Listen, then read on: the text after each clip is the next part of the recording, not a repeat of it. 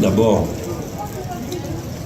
on pourrait dire qu'il y a une raison de principe, c'est que nous accusons le système financier mondial, auquel participe très directement la Société Générale, qui est une des 10 banques systémiques du monde, d'être directement impliquée dans le fonctionnement de cette époque si nouvelle, où la finance domine le monde, écrase l'économie réelle, au profit d'une accumulation qui se déroule à l'intérieur de la bulle financière, où se dégagent des taux de profit qui sont ensuite exigés de l'économie réelle par les mêmes lorsqu'ils interviennent, achètent des parts des sociétés sous la forme de LBO, peut-être que vous en avez entendu parler, et nous voyons comme ça l'argent sortir pour arriver dans la vie réelle. Et cette femme, moi j'admire son courage, elle vient m'engueuler à chaque fois que je viens dans la rue, et prétend que je suis milliardaire, mais ma pauvre dame,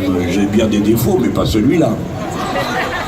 Bon, donc cette banque, elle participe, mais c'est pas là-dessus qu'on a provoqué le rassemblement de ce soir. Nous avons une bataille réelle, vivante, concrète, avec le système financier et avec une institution financière comme celle-ci. Les dirigeants de la Société Générale ont été interpellés à propos de leur participation et leur collaboration, leur utilisation des paradis fiscaux qui sont connus dans le monde, comme c'est le cas du Panama, et alors qu'il était convoqué par une commission d'enquête parlementaire, le président de la Société Générale s'est présenté et a témoigné. Comme vous le savez, une commission d'enquête parlementaire, un financier, un banquier méprise les instruments de la démocratie, mais il n'empêche, il y a des règles et elles valent pour tout le monde. Lorsqu'on vient devant une commission d'enquête parlementaire, j'en ai moi-même mené, participé, vous arrivez et on vous interroge et avant on vous demande de jurer, de dire toute la vérité, rien que la vérité. C'est un engagement, c'est pas juste une formule rituelle, c'est-à-dire que si vous mentez, c'est punissable par la loi. Au fond, la société fait à chacun le crédit de la bonne foi.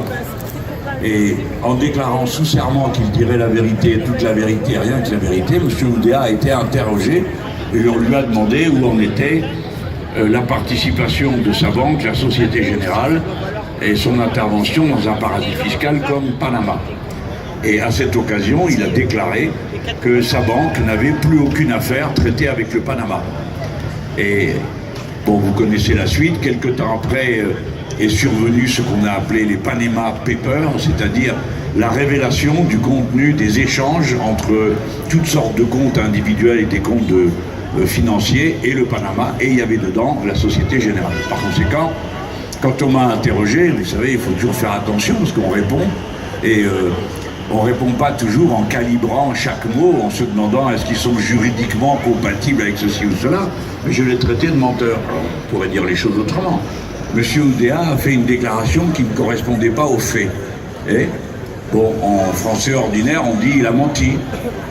Mais bon, la langue des importants, c'est toujours de jamais dire les choses directement, surtout quand elles sont un peu crues et qu'elles mettent les gens au pied du mur de la signification réelle de leurs actes. Donc il faut dire, elle a fait une déclaration qui ne correspondait pas à la réalité. Il a menti. Il est le dirigeant de cette société. C'est pas la seule fois, à mon avis, où il a menti. Par exemple, il n'est pas du tout établi que M. Kerviel ait réellement fait ce qui lui a ensuite été reproché. En tout cas, la banque ne peut pas prétendre qu'elle ne savait pas, parce qu'elle avait été mise en demeure à plusieurs reprises de mieux contrôler ce qu'elle faisait et ce que faisaient ses agents. À plusieurs reprises. Et elle avait même eu une sanction, elle avait même été punie par l'organisme de contrôle parce qu'elle ne contrôlait pas suffisamment. Donc, dans l'affaire Kerviel, j'ai encore me collé des adversaires. Si des fois vous ne comprenez pas tout ce que je suis en train de dire, c'est que c'est fait exprès. Hein. Je fais comme les autres, je dis des choses pour qu'on ne comprenne pas, pour ne pas me retrouver devant un tribunal. Mais dans l'affaire Kerviel, la chose qui est sûre, c'est qu'il est établi que la banque ne surveillait pas, on pense ce qu'on veut de Kerviel, et par conséquent, que presque les 2 milliards que l'État, dans sa générosité, a donné à la Société Générale pour compenser la perte, parce qu'il y a un règlement qui dit que quand une banque, surtout une banque de cette taille, a un accident, ils appellent ça comme ça, eh bien l'État fait une remise d'impôt à la banque en question. Et le scandale, c'est qu'il y a eu une remise de presque 2 milliards et que moi j'estime qu'ils doivent les rendre au Trésor français parce qu'ils n'avaient aucune raison de la... Elle est encore là, la dame? Je vais finir par lui donner la parole pour qu'elle puisse venir vous expliquer comment je suis devenu milliardaire, ça m'intéresse. Et qu'est-ce que j'étais en train de dire? Ça m'amuse parce que je sais que c'est les filles qui l'envoient et ça me fait rigoler. J'arrive pas à m'attrister de ça, je trouve ça drôle. Je trouve ça drôle. Donc j'estime que la banque devrait rendre cette somme au Trésor français parce que j'estime qu'elle l'a touché indûment. Mais là où le scandale est absolument incroyable, c'est que dans l'exercice de l'année suivante, on retrouve en distribution supplémentaire de dividendes les 2 milliards qui sont venus de nos poches, les poches de tous les contribuables, qui ont été donnés à cette banque qui elle-même prétendait reboucher le trou créé par quelqu'un d'autre et qui en réalité l'a redonné à ses actionnaires. C'est quand même incroyable. Donc nous avons contribué à cette occasion à donner 2 milliards à la banque. Donc nous ne devons pas être gênés d'abord eux ils ne gênent pas, mais nous ne devons pas être gênés de s'en prendre à eux. Alors, ils sont très puissants, évidemment. Ils sont très puissants, ils peuvent vous pourchasser, ils peuvent essayer de vous faire peur, ils le font, hein. Et c'est ce qu'ils essayent de faire avec moi. Comme j'ai dit que c'était un menteur, que j'accepte de dire qu'il a dit des choses qui n'étaient pas conformes aux faits, eh bien, les dirigeants de la Société Générale, presque un an après, décident de me faire un procès en diffamation. Et je vais bientôt m'installer là-bas avec mon thermos pour faire face à tous les procès en diffamation, parce qu'on n'a pas le droit d'élever la voix avec eux, vous comprenez? Il faut parler les yeux baissés en tenant son béret à la main, hein, et pas trop fort. Bon, et moi je le ferai quand même. Et je veux bien qu'il y ait un procès en diffamation. Allez.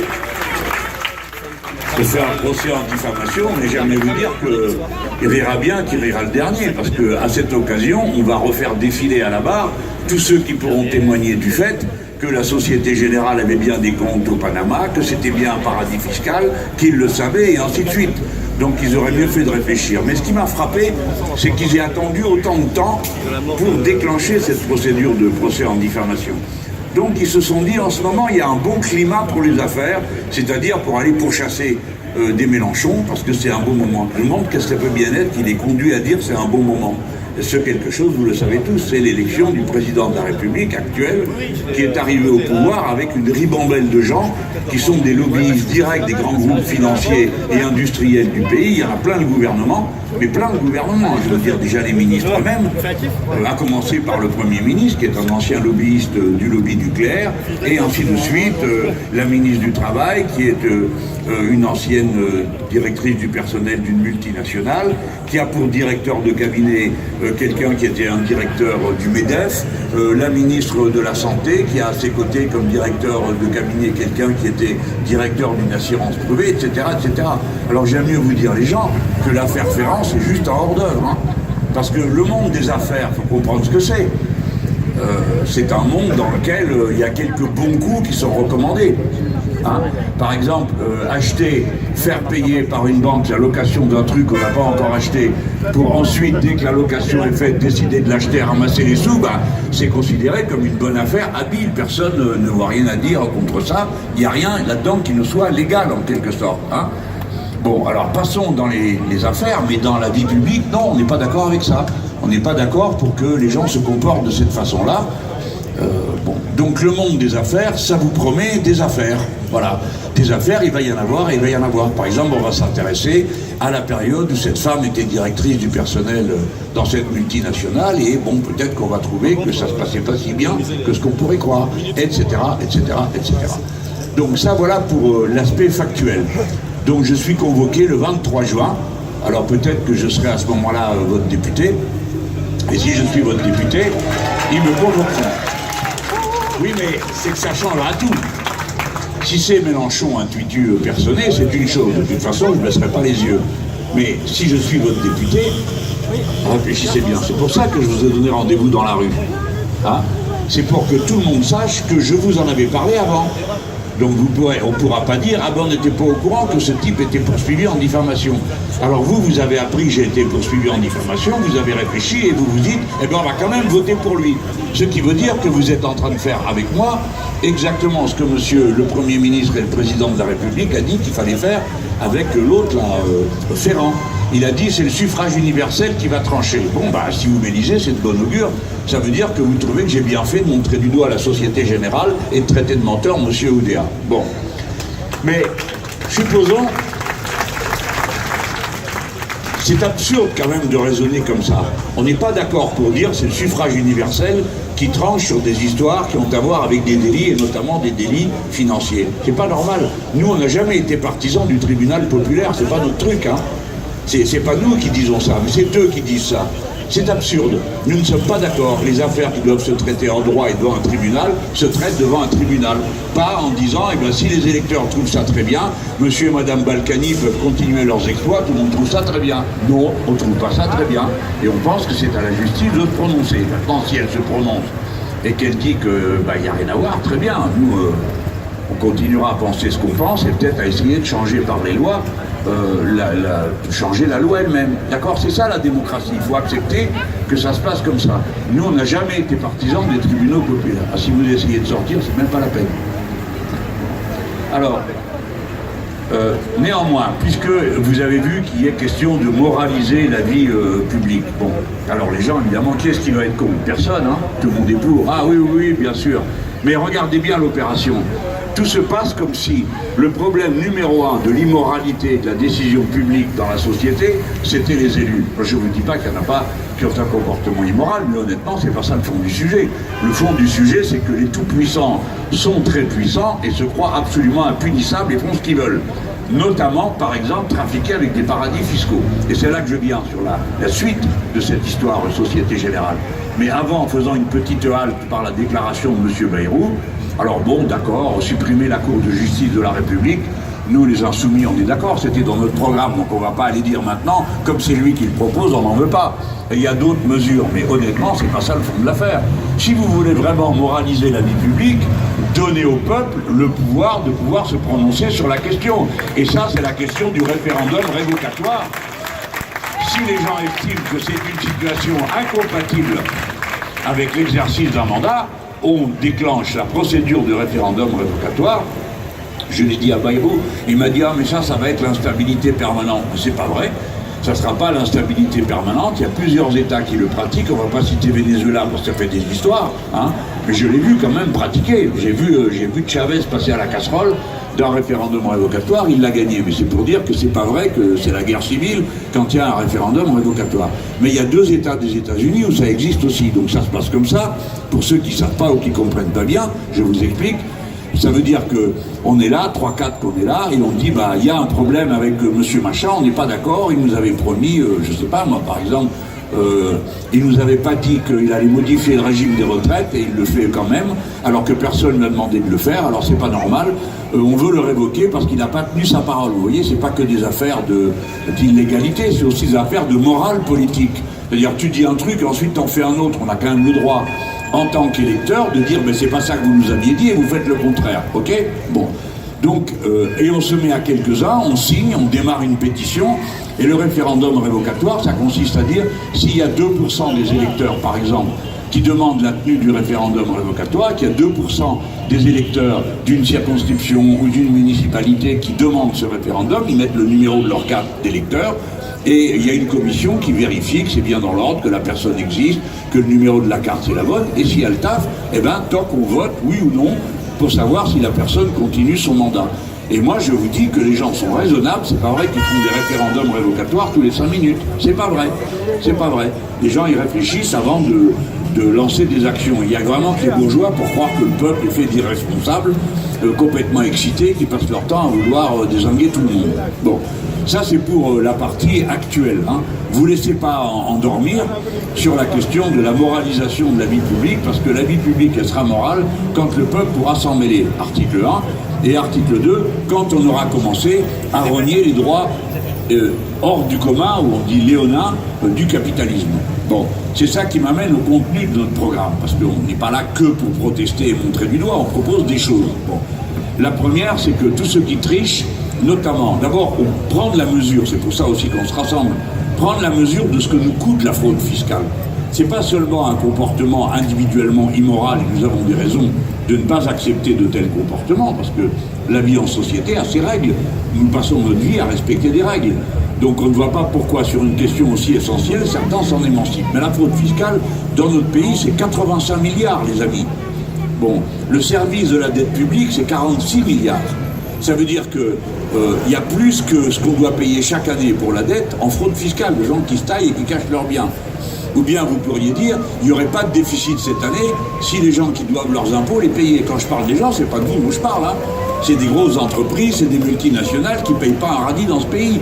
Bon, les grandes boîtes, genre Google et compagnie. Ou ceux qui organisent le déficit de leur société pour ne pas payer d'impôts. Bon, par exemple, une société, bip, je ne dis pas laquelle, hein, mais vous allez la reconnaître, qui vous fait des trucs à manger que vous n'êtes pas forcé de trouver ça très bon, mais qui sont très à la mode chez nos jeunes gens. Bon, eh bien cette société, voilà comment elle s'y prend. Elle n'est plus elle-même une société, elle a X restaurants, et ces restaurants doivent payer, un, une franchise, deux, un loyer, et ils s'arrangent pour que la franchise et le loyer correspondent pile poil aux bénéfices, si bien que ça remonte, cet argent remonte de tel restaurant jusqu'à la société centrale qui, elle, est au Luxembourg. Ça tombe bien. Et au Luxembourg, comment ça se passe? Il y a un tarif officiel de l'impôt, et puis quand vous arrivez, vous venez et vous négociez avec le Premier ministre. Ça tombe bien, il s'appelait Juncker à l'époque, c'est le président actuel de la Commission européenne, et ça porte un joli nom, je ne sais pas pourquoi, ça s'appelle un rescrit. Alors vous avez un rescrit, et au lieu de payer 12%, que c'est déjà pas beaucoup, vous payez 1%.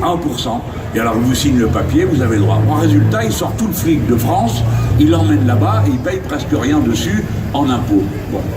Donc, nous, on a des mesures contre ça. On demande que les entreprises déclarent leurs chiffres d'affaires et leurs bénéfices à l'endroit où ils les réalisent, et pas à la fin, une fois que tout ça s'est produit. Ça, c'est une mesure simple et concrète qu'on comprend facilement. Deuxièmement, en ce qui concerne les individus, bon, il y a les gens qui sont bons, comme vous le savez, habiter juste à la frontière belge, pour pas payer d'impôt sur le revenu comme ils devraient en payer en France, ou ils font pareil en Suisse. Bon, alors nous, on peut toujours, moi je serais le président, j'aime bien vous dire que je saurais trouver les mots pour me faire comprendre de nos voisins et qu'ils arrêtent ce cirque, parce que c'est quand même, au bout du compte, c'est une agression contre nous. Si vous acceptez de faire venir chez vous des gens qui ne payent pas leurs impôts dans leur pays d'origine, des sociétés qui vous font les poches, moi je considère que c'est un acte agressif à l'égard des Français. Bon. Alors, c'est comme ça que j'ai proposé qu'on ait un impôt dit universel. J'espère que tout le monde a bien compris, je vous le réexplique. Pour ceux qui n'ont pas compris, pour que vous puissiez le dire. Parce que vous savez, à chaque fois on vous dit « Ah mais monsieur Mélenchon, si vous décidez d'augmenter les impôts de ceci et de cela, ils vont tous s'en aller. » Alors c'est quand même un truc incroyable. Comme ils vont tous s'en aller, il faudrait céder. Alors on pourrait dire, comme il y a quelqu'un qui va attaquer la banque, il n'y a qu'à laisser la porte ouverte. Mais c'est absurde. Donc on ne peut pas se prévaloir de cette turpitude pour vous imposer un règlement qui ne tient pas debout. Donc la solution, ça s'appelle l'impôt universel. Alors j'explique ce que ça veut dire. Par exemple, vous êtes en Belgique, et en Belgique, on vous dit, monsieur, madame, vous avez gagné tant, vous devez tant aux impôts belges. C'est normal, puisque vous êtes en Belgique, vous payez vos impôts en Belgique. Mais ensuite, une fois que vous avez fait ça, vous remplissez votre déclaration pour la France. Et quand vous êtes dans votre déclaration, en France, vous dites j'ai eu tant de revenus et j'ai déjà payé tant à l'État belge. Alors, l'État français dit si vous aviez été ici chez nous, en France, vous auriez payé tant. Mais quand vous avez déjà donné tant chez les Belges, ceci moins cela, vous devez encore tant, ou bien vous devez rien. Il ne faut pas croire que c'est un système si compliqué que ça. En tant que député européen, c'est comme ça que je suis imposé.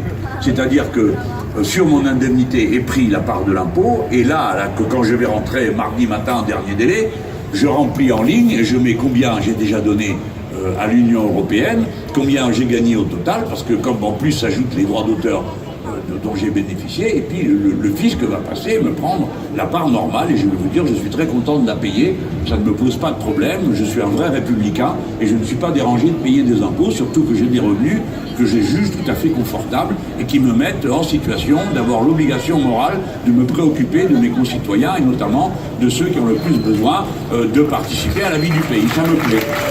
Voilà. Mais tout le monde n'est pas comme moi. Donc que ça plaise ou pas, de toute façon, il faut passer à la caisse.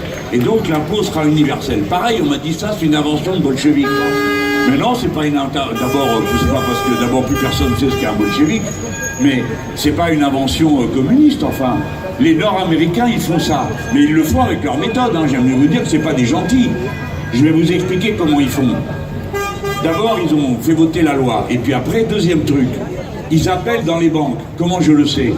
Parce que dans les banques, qu'est-ce qu'il y a? Il y a des banquiers, bien sûr. Il y a des chefs, mais il y a tous les autres, et des gens comme vous. Et tous les autres, là-dedans, il y en a une proportion non négligeable qui sont de notre bord.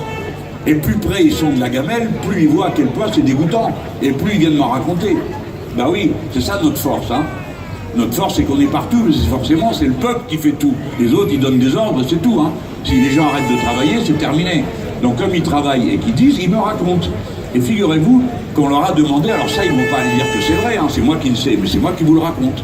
On leur a dit, il faut passer en revue la liste de vos clients pour repérer dedans ceux qui ont un soupçon d'américanité.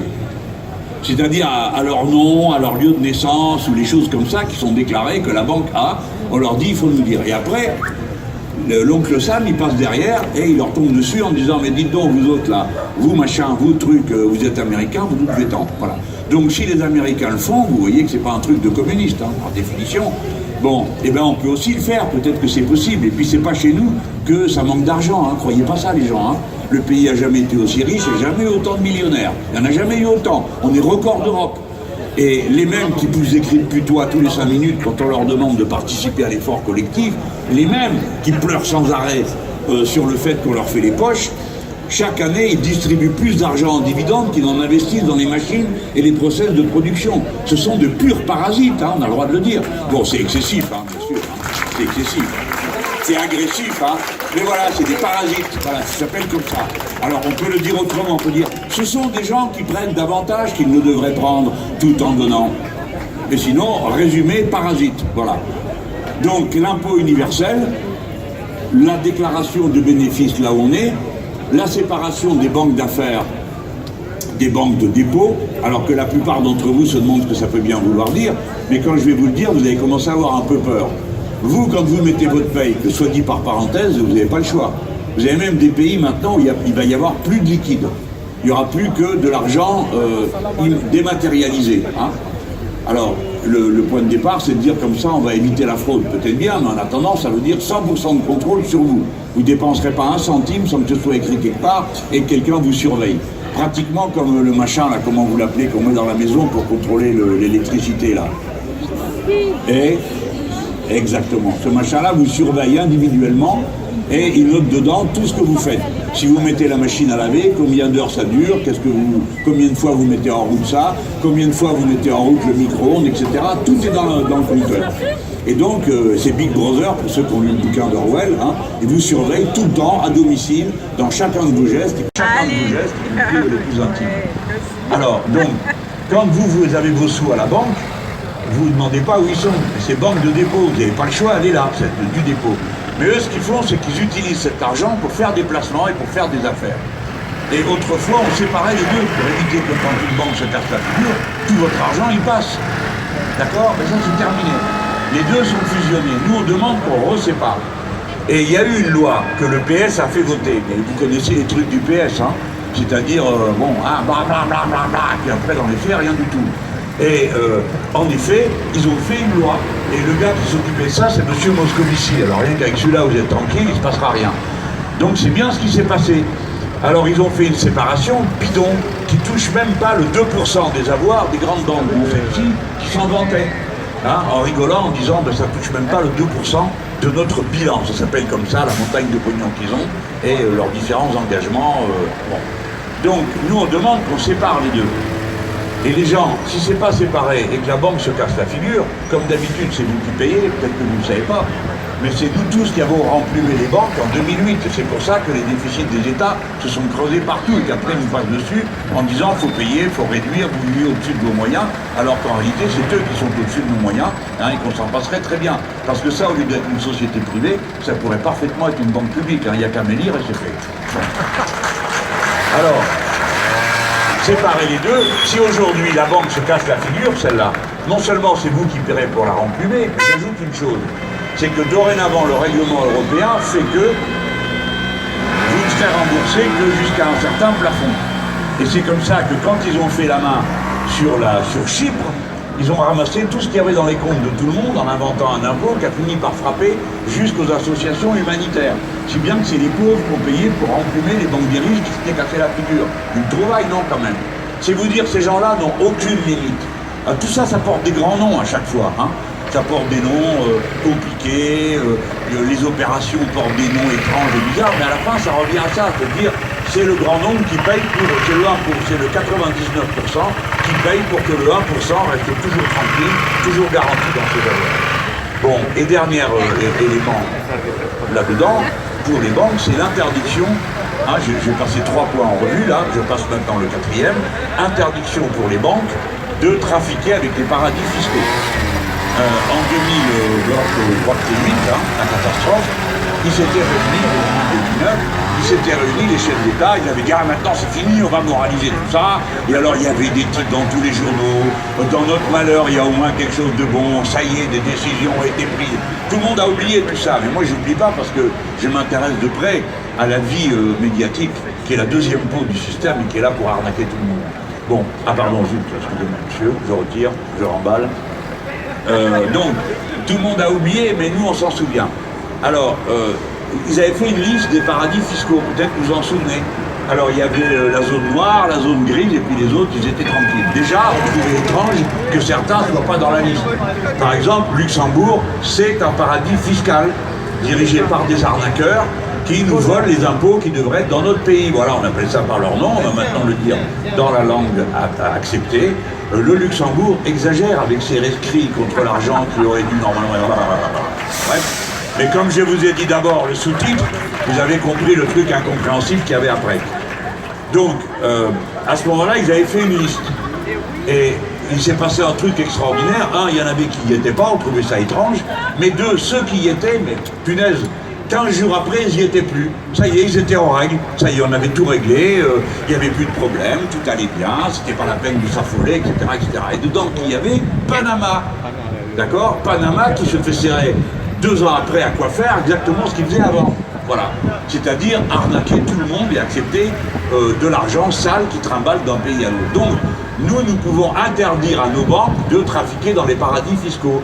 Alors on nous dit, ils feront moins d'affaires. Eh bien tant pis, parce que nous ne sommes pas d'accord pour qu'on fasse des affaires dégueulasses qui volent le fisc français et les Français d'une manière générale. On n'est pas d'accord. Je dis les Français comme je dirais n'importe quel autre pays. Je veux dire les citoyens normaux qui, eux, payent leurs impôts, payent les routes, payent le tramway, payent l'électricité dans la rue, les écoles et toutes les choses qu'il y a autour de nous qui n'existent que parce qu'il y a une puissance publique. Hein. Sinon, quand c'est le privé, il faut payer pour tout et pour chaque chose. Voilà. Donc, l'interdiction de trafiquer avec les paradis fiscaux, et puis on peut aller avec, deuxième petit A, interdiction de trafiquer, petit B, quick, les représailles.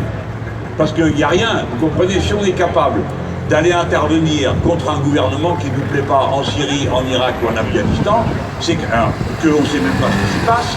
On est quand même en état, je ne dis pas, on est en état et en droit d'intervenir quand il y a des gens qui nous font les poches, parce que c'est ce qu'ils nous font. Et notamment, on est capable d'avoir des mesures de représailles dans le commerce international, dans les échanges internationaux, pas d'aller les bombarder, hein, mais des mesures de représailles pour dire, écoutez, vous êtes une bande de voyous ou de voleurs, on ne commerce pas avec vous, et on vous interdit de faire ceci, et on vous interdit de faire cela. Comment croyez-vous que font les Nord-Américains pour vous faire les poches? Eh bien, ils chopent les entreprises françaises et ils disent ah ben vous avez pas respecté. Mais oui, pourquoi pas. Mais attendez, c'est passé maintenant. Donc voilà comment ils font. Ils vont, ouais, lui il propose que je sois président, mais non, là il faut être député. Là. Président, c'était le coup d'avant. Alors, ouais, pourquoi pas. Donc, retenez bien ça. Voilà comment font les Nord-Américains aujourd'hui. Ils chopent une entreprise française et ils disent vous n'avez pas respecté ceci ou cela. Par exemple, je chopais la BNP. La BNP, elle avait fait des affaires avec l'Iran. Bon, elle a bien le droit. Moi, j'ai toujours été contre le régime de l'Iran, mais c'est le monde. Et vous savez quel argument ont utilisé les États-Unis? Ils ont dit on a dit qu'il y avait un embargo, vous n'avez pas le droit de faire du commerce. Bon, ben très bien, vous en faites pas parce que vous êtes américain, vous suivez la loi de votre pays. Mais ils ont dit oui, mais vous avez utilisé des dollars. Et comme vous utilisez des dollars et que c'est notre monnaie, donc on vous chope. Les autres disent, mais écoutez, on ne peut pas utiliser autre chose, c'est une des monnaies internationales. Et voilà comment ils ont infligé 5 milliards d'amendes. Alors vous avez appris deux choses. Primo, que les États-Unis pouvaient vous infliger 5 milliards d'amendes et que vous les payez. Et pourquoi? Parce que sinon, ils vous retirent la licence bancaire. Et ils disent à la société, vous ne ferez plus de banque chez nous. On peut faire pareil, nous. Hein, ça vous indique qu'il y a une méthode pour le faire. Et deuxièmement, ça vous apprend que BNP est capable de sortir 5 milliards sans broncher et de payer le fisc nord-américain. Et quand nous, on passe derrière pour dire, c'est nous qui allons vous faire les poches, c'est à votre tour de payer parce que vous avez fait des surprofits cette année, alors là, ils poussent des cris abominables, c'est l'horreur, on va ruiner la banque, le commerce international, et c'est le communisme qui commence. Voilà. C'est ça leur réponse. Chaque fois, des exemples comme ça permettent de comprendre pourquoi c'est un régime quasiment de privilèges permanents pour quelques-uns, pour certaines puissances dans le monde, et qu'on peut combattre ça avec des moyens simples, rationnels. Tout ce que je viens de vous dire, il n'y a rien là-dedans qui soit exagéré ou qui soit tellement...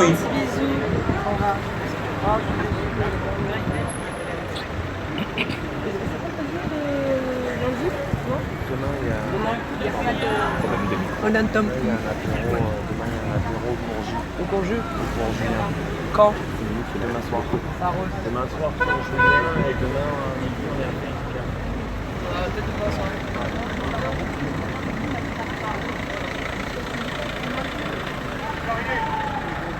On n'entend pas.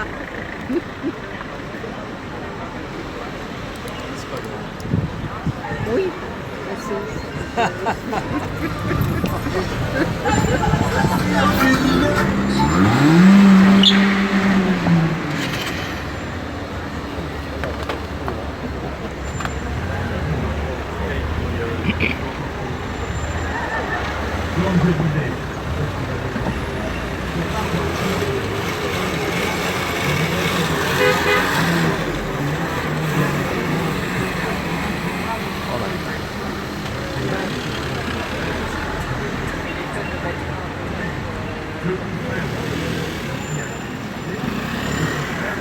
Vous allez vous replier sur vous-même, vous allez construire un mur à votre intérieur.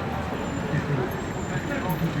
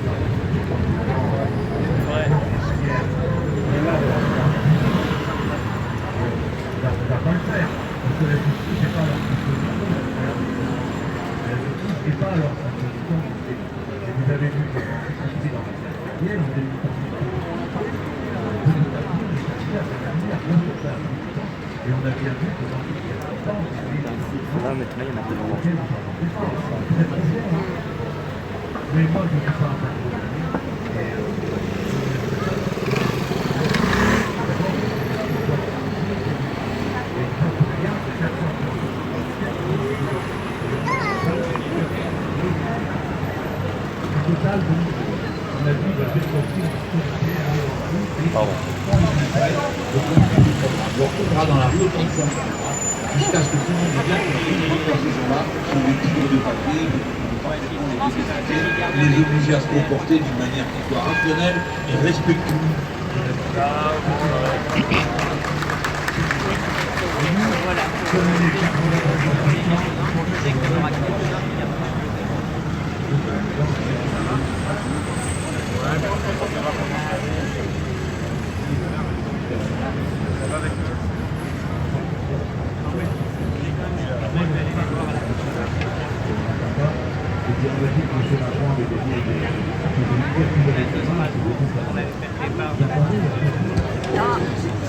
Alors on nous dit qu'il va avoir la majorité absolue. Tu préfères que je prenne ça? Bon, je fais ça. Bon, je crois pas qu'il y arrive, mais ça se peut, hein. Auquel cas les gens, vous allez sentir passer l'ardoise, hein, parce qu'ils sont complètement déchaînés et ils sont illuminés. faut que vous vous rendiez compte de ça. Je ne sais pas si vous n'achetez pas trop de journaux, mais ils sont devenus fous, quoi. La semaine dernière, c'était le titre à la une du journal du dimanche, c'était « Macron séduit le monde ». Ils sont devenus fous. Hier, j'ai lu dans un journal économique, il parlait d'un type qui est devenu le patron de il disait de lui, il est comme Macron, 2 points, parfait. Lui, il a dit qu'il allait être jupitérien. Vous imaginez que j'ai dit le 10e de ça? Pour avoir dit une fois assassinat au lieu de responsable de la mort, je me suis tapé une demi-douzaine d'éditos et une émission dont le titre était « Mélenchon est-il fou ?» Pour un mot, 2 secondes, dans un discours de 3 quarts d'heure. Et ça a duré 1 semaine et demie, la diabolisation. Hein, vous les avez vus, les antifascistes d'opérette, là? Ils n'ont pas un mot à propos de la Madame Le Pen, ils vont se réveiller le soir des élections pour me montrer du doigt et dire « Alors, on t'a dit qu'il fallait aller voter pour une table, une chaise ou n'importe qui. » Voilà, je dis pas une voix pour Madame Le Pen, mais je refuse de dire Macron. Allez au plan, je suis à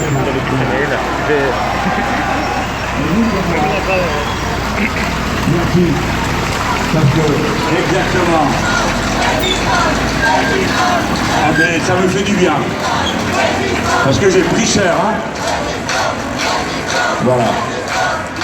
Alors aujourd'hui, ils ont encore fait plus drôle. Enfin drôle, à la fin ça finit par inquiétant, on finit par se demander si on n'est pas en Corée du Nord.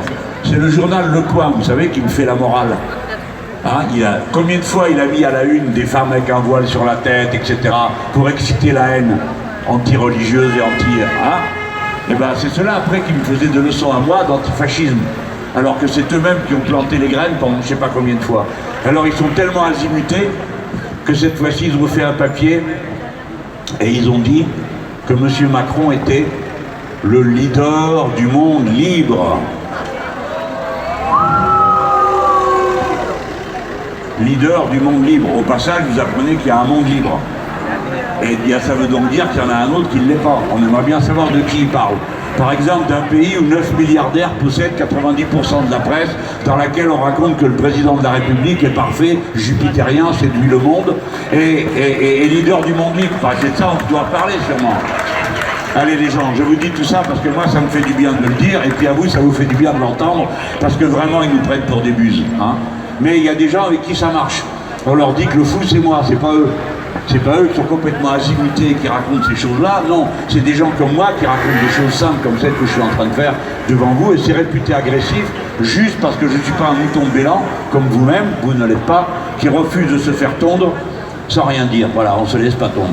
Quant à la Société Générale, je lui dis, écoutez, je ne sais pas ce qu'il y en a dans les étages, regardez-nous bien. Vous n'êtes pas débarrassés de nous comme ça. Hein, et la prochaine fois qu'on revient, ça sera pour tout confisquer. En 2012, le PDG de la Société Générale, Frédéric Oudéa, déclarait devant une commission parlementaire les propos suivants. En matière de présence internationale, nous avons adopté un dispositif strict. La Société Générale a fermé ses implantations dans les pays qui figuraient dans cette liste grise, mais aussi dans ceux que désignait la liste des États non coopératifs, c'est-à-dire en pratique, pour nous, à Panama. Oui, sauf que le problème c'est qu'après, l'affaire des Panama Papers a révélé que la Société Générale, eh bien, elle détenait 979 sociétés offshore, la faisant figurer dans le top 5 des banques ayant le plus grand nombre de sociétés de ce type. Ah bah alors, alors, vraiment, à la suite de ces révélations, du coup, Jean-Luc Mélenchon, eh bien, il a demandé la mise sous tutelle de la banque et une sanction à l'encontre des dirigeants. Il aurait peut-être menti, en fait. Bah oui, une sanction à l'encontre du dirigeant, bah oui. Monsieur Frédéric Oudéa, parce qu'il a menti devant la commission parlementaire, la commission d'enquête du Sénat, alors qu'il était sous serment. Et malgré ces faits complètement évidents, la Société Générale a engagé des poursuites judiciaires contre Jérôme Kerviel, son avocat David Koubi et Jean-Luc Mélenchon pour diffamation. Alors nous, on trouve ça totalement inacceptable et la Société Générale ment. Ça suffit, et l'évasion fiscale, on n'en veut plus. 80 milliards d'évasion fiscale par an. C'est énorme. Énorme. C'est énorme. C'est parler les petits papiers de Panama pour révéler les noms de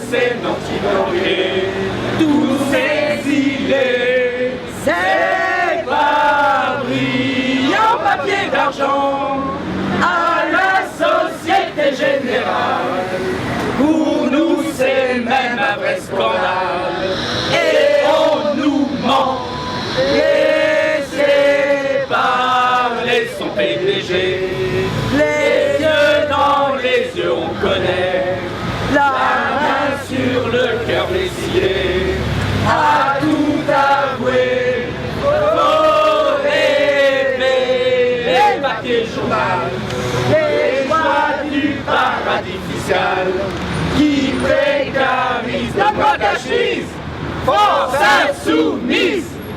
Donc votez pour une majorité insoumise à l'Assemblée nationale pour qu'on s'attaque enfin aux paradis fiscaux.